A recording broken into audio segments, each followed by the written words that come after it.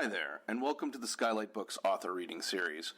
If you'd like to learn more about us and our many upcoming author events, please visit skylightbooks.com, where you can browse our inventory, buy books, and join our Friends with Benefits Club. You can also follow us on Twitter, Tumblr, and Facebook. To speak to a real live bookseller like me, please call 323-660-1175. Thanks for your support, and enjoy. Tonight's event, we're going to do a little introductory reading, a discussion about how this book came to be, another reading with images, and then we'll do an audience Q&A, and then I'll set up a table for signing at the end. All right, so I'm going to go ahead and introduce our two readers tonight. While I do that, if you would all help me out and please silence your cell phones. Kathryn Scanlan lives in Los Angeles. Her stories have appeared in Noon, Fence, American Short Fiction, Tin House, Granta, and the Iowa Review, among other publications.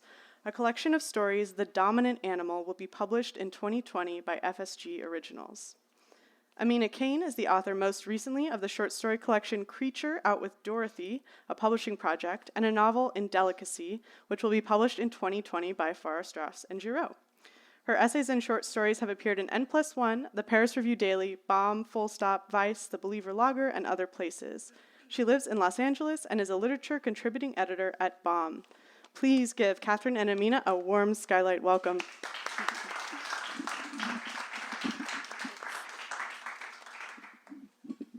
Thank you. Does that sound okay? Yeah? Okay. So I'm just going to read the introductory note to my book, and then I'm going to read a short section from it after Amina and I talk. The text that follows is drawn from a stranger's diary. I acquired the diary 15 years ago at a public estate auction. It was among the unsold items. I removed it from a box on its way to the garbage. It looks like garbage. I am surprised it made it to the auction house at all. It is a small book, approximately the size of my hand, 1.25 inches thick. The pages have detached from the spine and sit in a solid chunk. The binding is cracked and bandaged with brittle tape. The diary was at some point submerged or leaked on.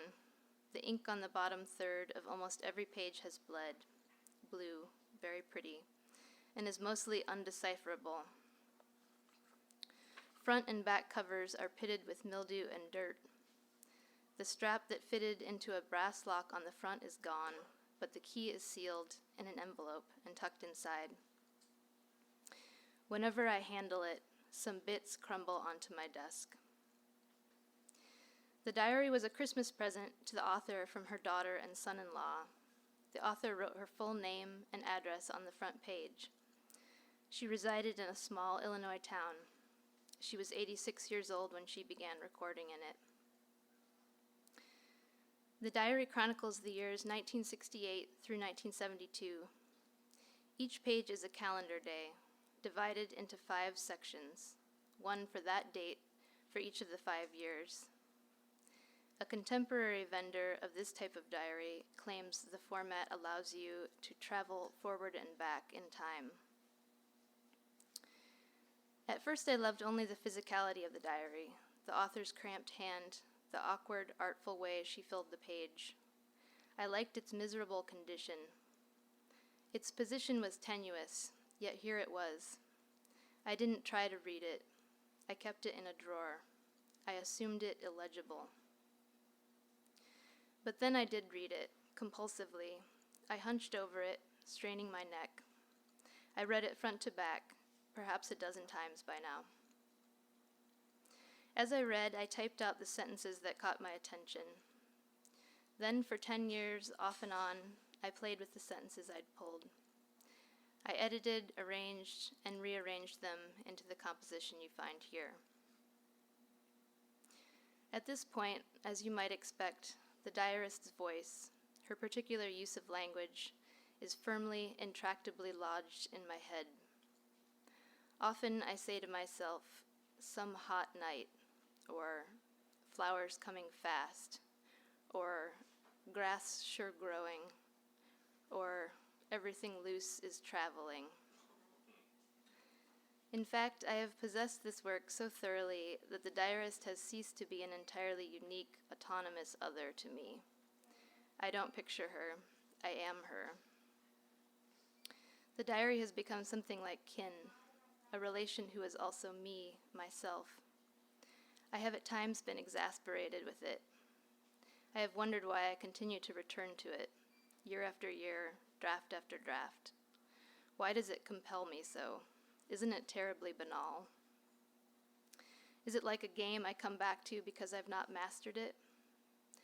Is it some kind of sacred text meant for me alone? Has it trained me, this inexhaustible textbook, how to choose, contort, order, and cut? It still moves me, which seems unbelievable. Thank you. Hi, everyone. I want to start just by saying that I think AUG 9 Fog is a beautiful book. It's, without trying to be, it's maybe one of the most unsentimental books I've ever read, and I mean that as a pure compliment, like very complimentary.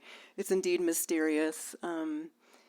It intrigues me a lot, and congratulations on its publication. I'm glad it's out, and I think it's kind of a foggy night tonight. I felt that as I was walking here from my car, so I think that's a good sign. So you said that you got the diary about 15 years ago, and then you kind of sat with it and then eventually read it, and then for about 10 years you worked on it off and on. And I'm wondering what that looked like, the off and on. Would you take a break for a year, 2 years, a month, a few months? And when you did come back to it, was it a kind of situation where, you're like, I have the summer off, so I'll work on it during the summer? Mm-hmm. Or did you kind of wait until you were compelled, kind of drawn towards it again, to work on it again? I don't know that I could really say time-wise, but it was something that I was writing short stories at the same time, and so it was kind of something that when I felt stuck or like I couldn't write stories, I would come to this project, and I felt like it helped me work on the stories in a way. Just working with language as parts to move around or something to study composition. And yeah, so then I would take that back to the stories that I was working on at the time. But probably, yeah, I would take like a few months and maybe not look at it. And I did like a lot of different, I tried a lot of different formats for it, like a lot of different arrangements of it over the years. And so a lot of the working with it was just, experimenting with those different kinds of things and like I tried for a while pairing it with my fiction or like with these other pieces of writing that I'd been doing that were sort of using other found texts also, or like with found photographs that I had been collecting, but then ultimately ended up with this form. Mm-hmm. Yeah. Mm-hmm. Yeah, I was going to ask that actually, if you're someone who can work on like 2 or more projects at a time, because I have some friends who they can work on like 3 yeah. And I'm always just like one thing at a time. Mm-hmm. And so you would kind of move back and forth between this book and your story collection. Yeah, and it's something that I'm doing now too. Like it seems to be, I guess, the way that I like to work. Like I have a few different book projects that I think that it means that they kind of all go more slowly, but and even when I'm working on short stories, I feel like I'm usually working on maybe like a dozen at a time and just kind of going from one to the other, and sometimes things get moved from one story to another and kind of collaged in that way among those works. Yeah. You said that the diaries in a way the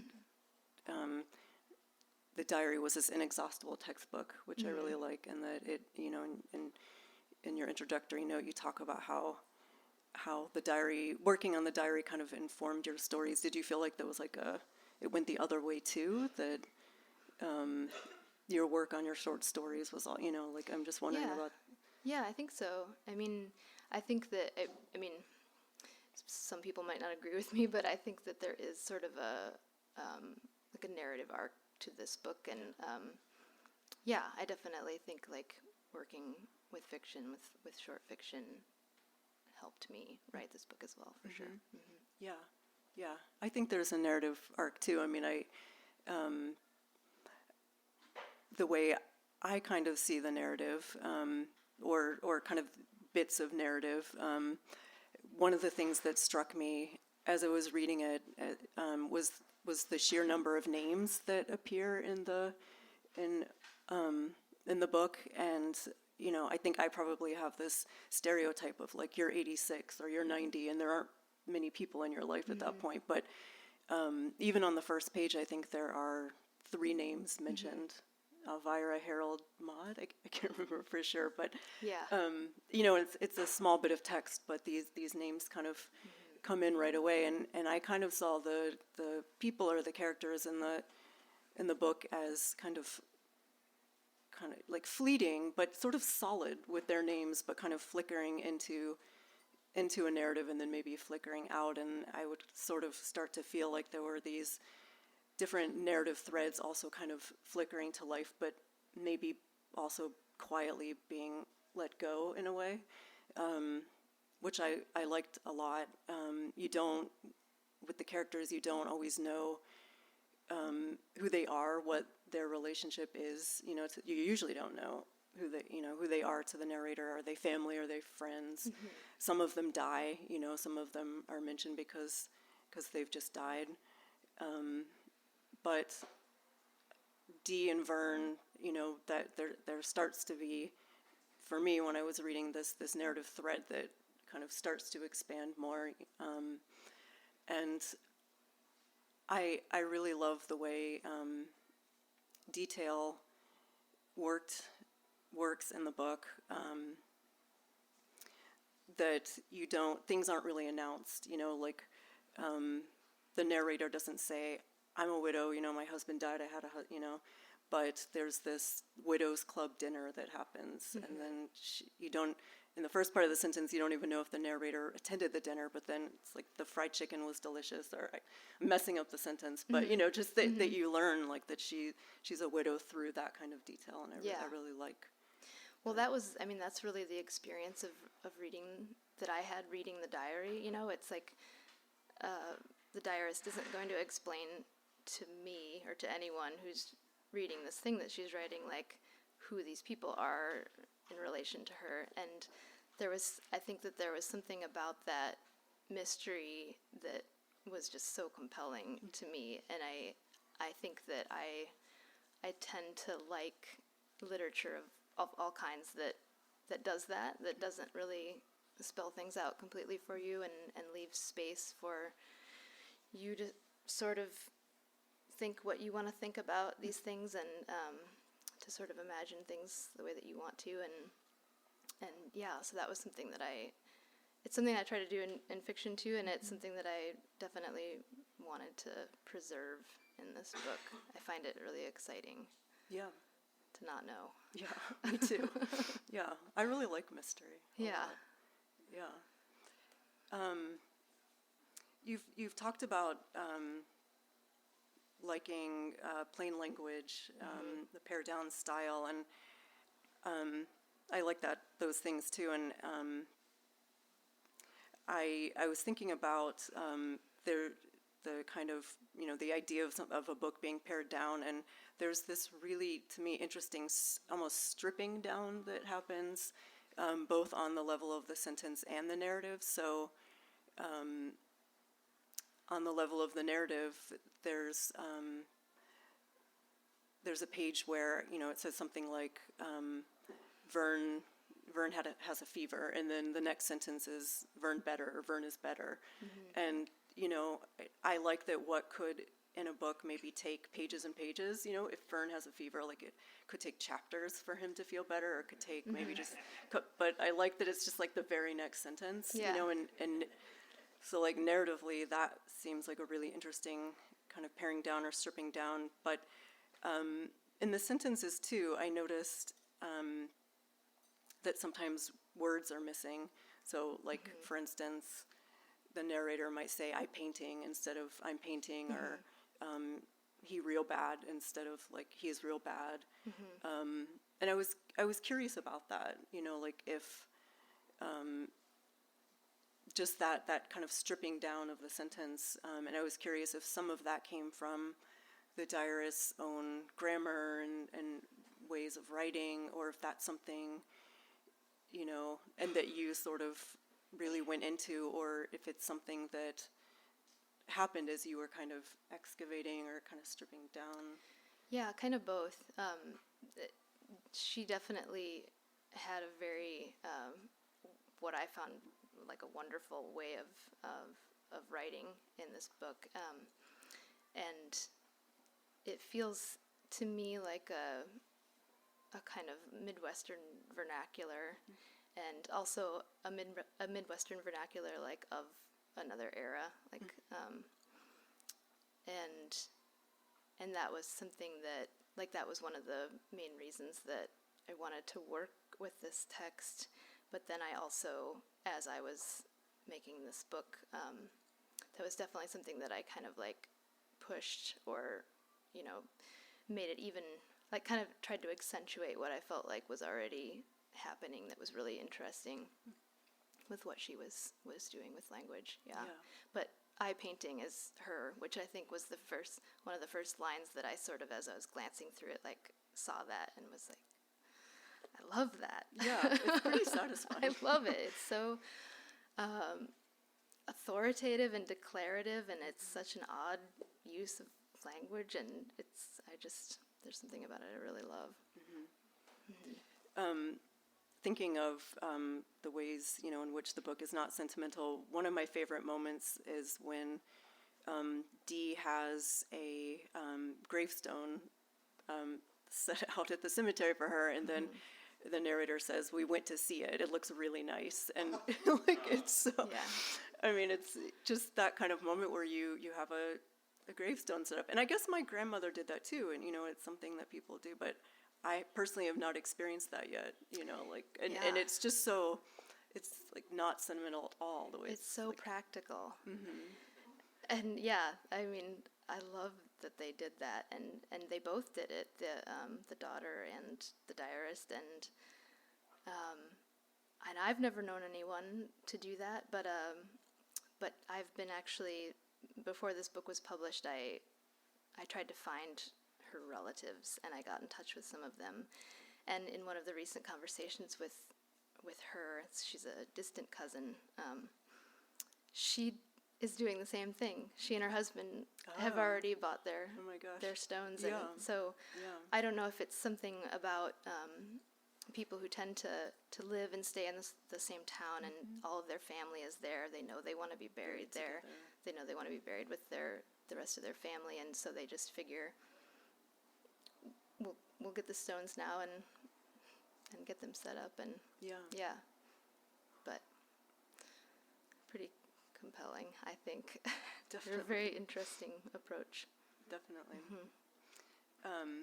I was curious about time too, how you worked with time in the book. It's obviously structured by seasons, and the book, it starts in the winter and ends in the winter. But again, in the introductory notes, you mentioned the format of the original diary, that you could, for the same date, you have like 5 slots on a page, where so each year, as you write in, whatever you write on that day, you could see like what happened the year before that, and this idea of traveling back and forth in time is pretty interesting. Did you feel as a writer when you were working on the book that you tried to inhabit that too? That sense of traveling back and forth in time, or did you write like a linear? The sentences that I ended up pulling from the diary sort of came from all of the years. With the exception of the last year was kind of the one that was affected most by the water damage, so there weren't that many sentences that I could really read there to try to see if I wanted to select those or not. But Yeah, so like, some of these sentences, like, I don't know, you probably can't tell in this book, but like, there are some that come before the death of Vern that actually, like there's a little bit of like time difference there that that I played around with. Yeah. Yeah, I mean, there's something that struck me in that way. I think it's with Tippy, and Tippy's a dog, right? Tippy's a dog. Okay. For a second, I was like, Tippy's not a cat, right? Tippy's a dog. I assume Tippy's a dog, yeah. Yeah, on page 71, there's Tippy sleeping in back porch, Tippy come home around 3, Tippy not home all day. So the sense of all these different times happening at once, like on the back porch. Yeah. Yeah. So those were definitely compressed over. Those happened, those were things that were taken for multiple months or maybe even multiple years, yeah. Yeah, that's really nice. I like that sense of being able to feel the different times. Yeah. Okay, well, do you want to read from the book? Well, I'm going to be in the way if I sit here, so I should probably write of the images. I don't think that you will. I mean, you're welcome to move if you want to well, you guys tell me, right, if my head is just like... I just decided to, I don't know if this is going to look good or not, but to project the pages because it's kind of a weird book to read out loud, and also the arrangement on the page was really important to me. So I just felt like it would be nice to see it visually as I read each of these. Spring. A grand rain. Oh. Oh. No, I'm supposed to be on summer. Did I send you spring? You did. I sent the wrong one.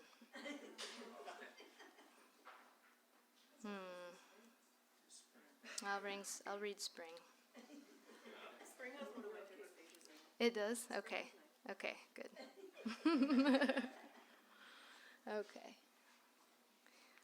Spring. Dee washing, then they to Berg, Dee about her eyes. Wind awful chilly, Tippy sick, Elsie sick, Linda had car accident in PM. Janie was lonesome, thundering.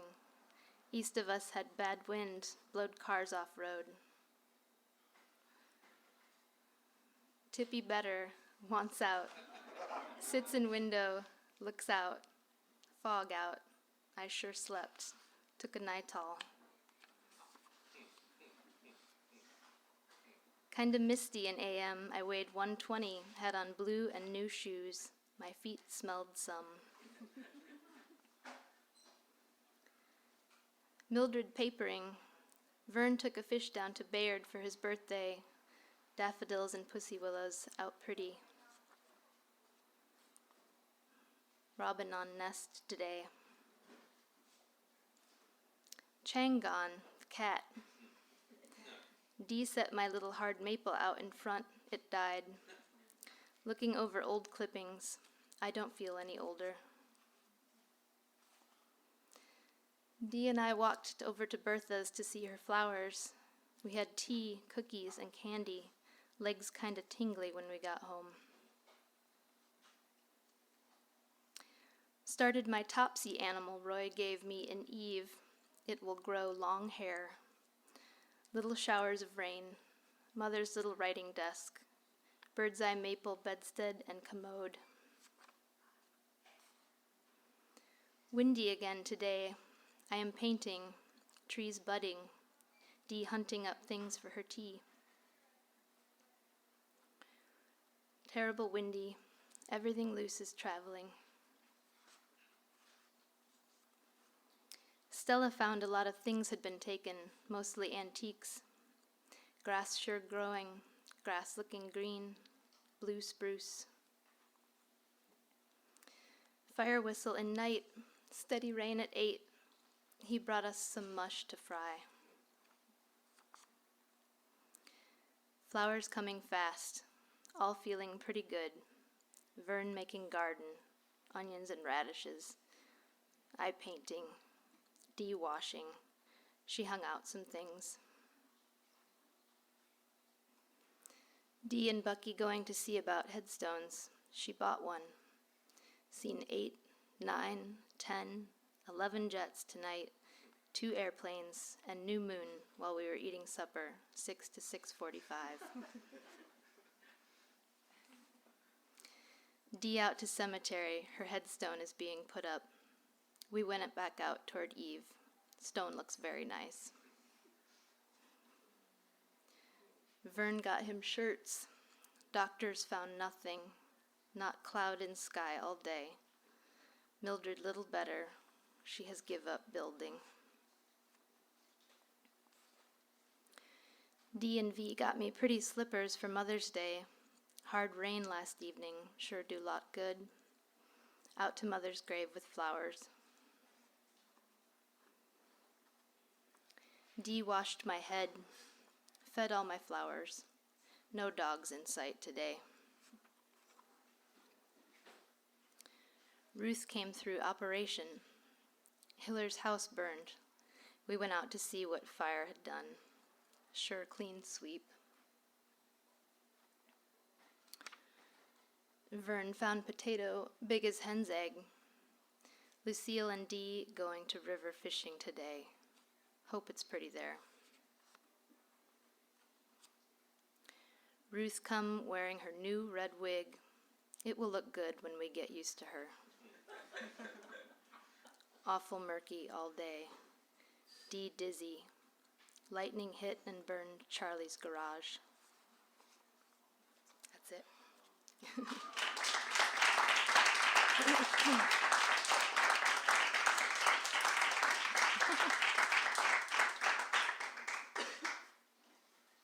And now, you guys, if you have questions or thoughts. Yeah. I'm curious how much was pared down, kind of to your point. It seems almost like if you were to write a journal today on Twitter, like trying to really condense it into a certain amount of characters. Yeah. Yeah, it kind of was like that. The original is almost 400 pages long, very dense. She filled in every space. So, yeah, it was a very extreme whittling from that. Yeah. Kathryn, you mentioned that you've spoken to some of this woman's relatives and learned things about her.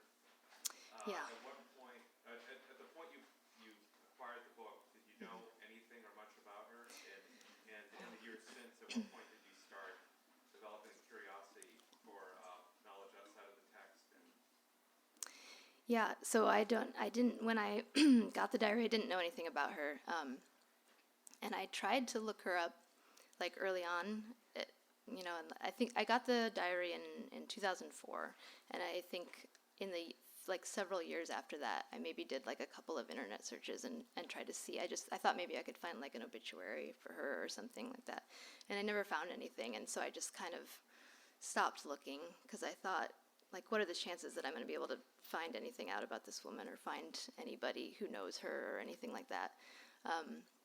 But then last year, when the book was going to be an actual thing in the world, I decided I need to try to find them again and let them know about this book and hopefully send them copies and hopefully they would not be mad about it. And so I looked again, and this time, I think because there's such a large online genealogy scene, some of her family members are interested in genealogy, and they had made this page for her on this website called findagrave.com. And so I looked her up and found her grave, and found the graves of all of her family members, and a lot of the people that are in this book, like, saw how she was related to them. So there was sort of a lot of information that was revealed that really kind of changed, like, how I think about this project now. And I don't know that, I think that the not knowing was a big part of, like, making this book. But I'm glad to know it now, and I'm glad to be in contact with the relatives, but yeah.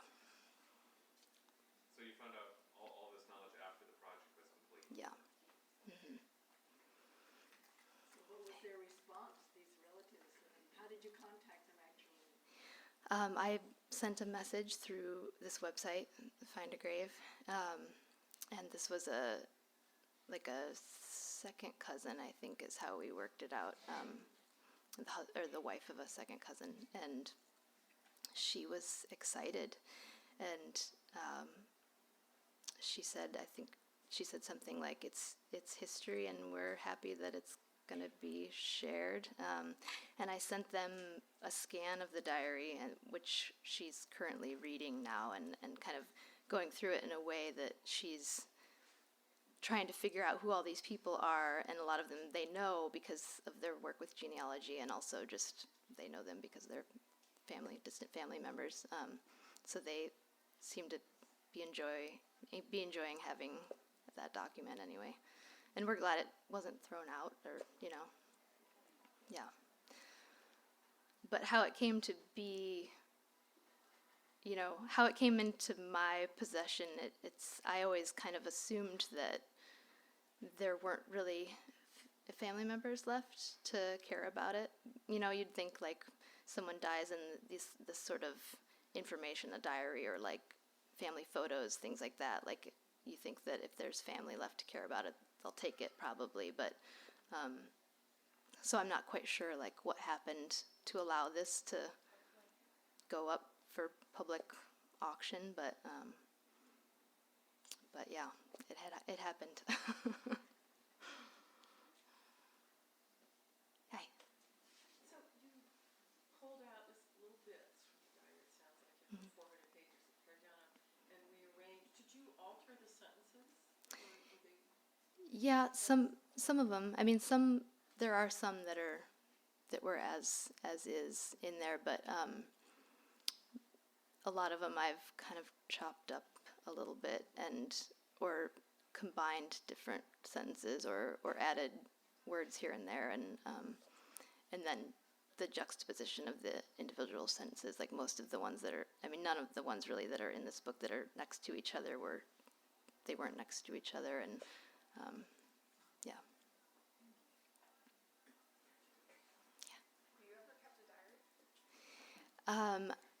I think maybe when I was a kid, but I don't think I was ever really interested in it. And when I moved here, I was working on this already, and my friend gave me a 5-year diary, to keep like while I was moving and stuff like that. And I think I kept maybe like 10 days worth, and then stopped. It's not for me. I keep a journal that like for writing and for like story notes and things like that, but yeah, not a diarist. Yeah. Did it ever feel voyeuristic as you were reading it? Yes. Yeah. It did. And I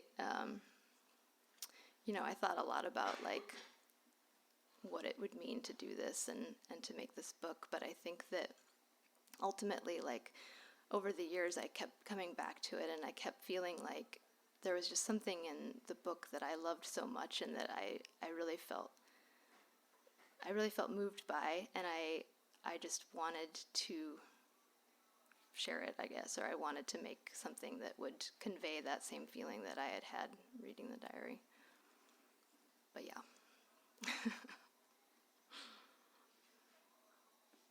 Anybody else? Thank you for coming.